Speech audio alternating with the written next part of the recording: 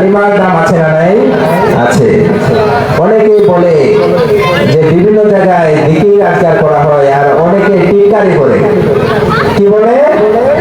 এরা শুধু এই যে কোনার মধ্যে শুধু জিকির ঠাসে, এভাবে টিটকারি দিয়ে বলে। ঠিক কিনা বলেন? আসলে জিকির যে করা হচ্ছে, কার জিকির?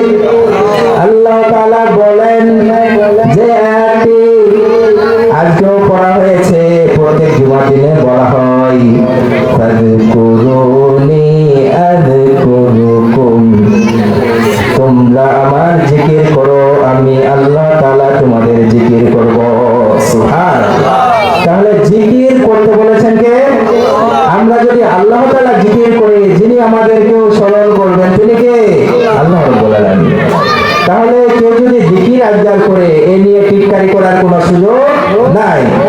কারণ এক ব্যক্তি তো জিকির করতেছে, আমি তো সেই জিকিরটাও করতে পারি না। ঠিক কিনা বলেন? কত বড় হতাশা!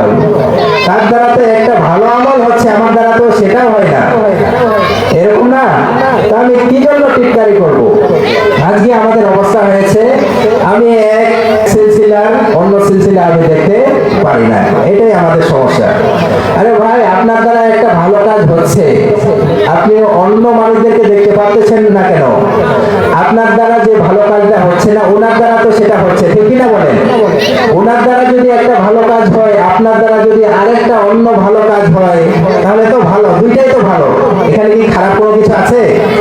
আপনি একটা ভালো কাজ করতেছেন, আরেকজন একটা ভালো কাজ করতেছে, হয়তো আপনি যে ভালো কাজটা করতেছেন উনি সেটা করতে পারতেছে না, উনি অন্য একটা ভালো কাজ করতেছে। এরকম না? তা আমি কি জন্য তাকে টিটকারি করব? আমি কেন তাকে টিটকারি করব যে ও তো আমার মতো কাজ করতেছে না?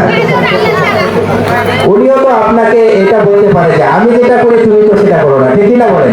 এই জন্য যে যেই কাজে করুক, যদি ভালো হয়ে থাকে তাহলে সেটা প্রশংসাযোগ্য। ঠিক না বলেন?